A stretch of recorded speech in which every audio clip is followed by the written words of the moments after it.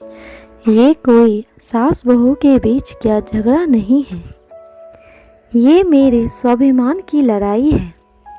सदियों से यही चलन चली आ रही है कि गलती किसी की भी हो, लेकिन परीक्षा और सफाई औरतों को ही देनी पड़ती है। उन्हें हमेशा चरित्र को लेकर कटघरे में खड़ा कर दिया जाता है। क्या पहनना है, कैसे उठना बैठना है और बातचीत सलीके से करनी चाहिए।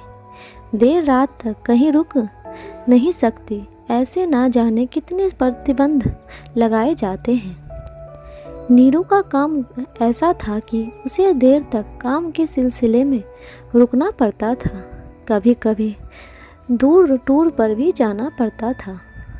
मम्मी जी, बाहर से टीम आई है तो कल के काम के बाद डिनर वहीं है, आने में देर हो जाएगी। नीरू, तुम तो मना कर दो।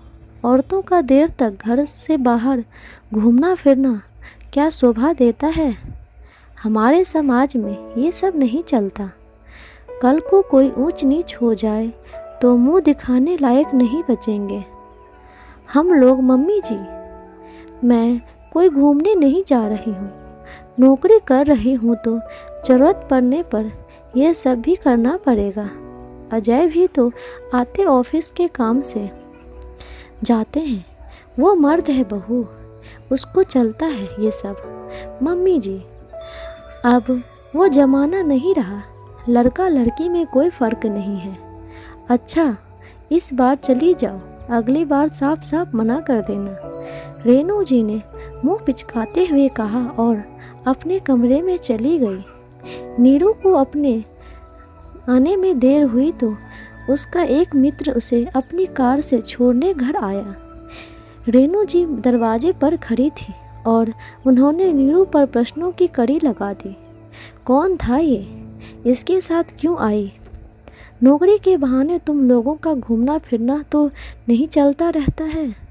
नीरू की तो होश उड़ गए। क्या बोले जा रही है मम्मी जी, इतनी आसानी से मेरे चरित्र पर लांछन लगा दिया। उन्होंने बिना कुछ सोचे समझे नीरू ने कोई भी जवाब नहीं दिया, क्योंकि वो बहुत थकी थी और आधी रात को बिना मतलब की बहसबाजी करने का मन नहीं था। वह चुपचाप कमरे में गई और कपड़े बदली और सो गई। दूसरे दिन उसने अजय से कहा कि मम्मी जी की मानसिकता का कोई इलाज नहीं है और वो रोज़ रोज़ मुझ पर कितना इल्ज़ाम लगाती है और मुझे हर समय उनका सफाई देनी पड़ती है। तुम्हारे ऑफिस में तो लड़कियां काम करती है, क्या उनके लेकर भी तुम्हारी यही सोच है? तुम सास बहू के बीच में मुझे मत फंसाओ। अजय ने अपना पलड़ा झाड़ते हुए बोला। ये कोई सास बहू के बीच की झगड़ा नहीं है, ये मेरे स्वाभिमान की बात है। अगर तुम लोगों की यही सोच थी तो नौकरी वाली बहू क्यों लाए? तुम्हारे लिए अलग नियम और मेरे लिए अलग नियम, ये कैसे सोच है? अगर तुम इस झमेले में नहीं पड़ना चाहते हो तो मैं इसे अपनी तरह से हैंडल करूँगी। फिर तुम सास बहू के बीच में नहीं आना। अजय जानता था कि माँ गलत है, पर उसकी समझ में नहीं आ रहा था कि माँ को कैसे समझाऊं। कोई ना कोई तरीका तो निकालना ही था, क्योंकि नीरू का गुस्सा कहीं बड़ा तूफान ना ले ला दे घर में। माँ आप नीरू को इतना टोका नहीं करो। मेरे ऑफिस में भी लड़कियां काम करती हैं, उनकी भी ज़रूरत पड़ने पर रुकना पड़ता है और कितनी बार मैं छोड़ कर भी आया हूँ उन्हें, क्योंकि देर रात तक आपको कई बार कैब नहीं मिलती है और सुरक्षित भी नहीं होती है। अच्छा, तो तुम वकील बनकर आया है नीरू का? हमारे घर में ये सब नहीं चलेगा। माँ, जितना हक आपका इस घर पर है उतना ही नीरू का भी।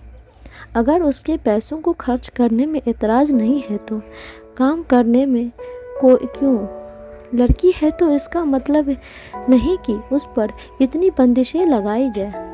वो अपना अच्छा बुरा समझती है, बाकी मैं हूँ ना उसके साथ।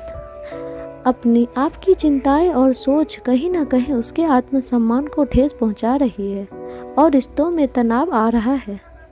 सभी पूर्ण रूप से स्वतंत्र हैं। अपनी ज़िंदगी जीने के लिए बेहतर होगा आप भी अपनी बदलाव लाओ, वरना चीज़ें बिगड़ जाएगी। आप खुद समझदार हो। जाओ नीरू को से बात करो और कल रात की बात के लिए। और हाँ माँ, अब ऐसा कुछ भी ना हो, मैं आपसे यही उम्मीद करता हूँ। दोस्तों, आपको यह कहानी कैसी लगी कमेंट बॉक्स में ज़रूर बताइएगा और लाइक शेयर सब्सक्राइब ज़रूर कीजिएगा। थैंक्स।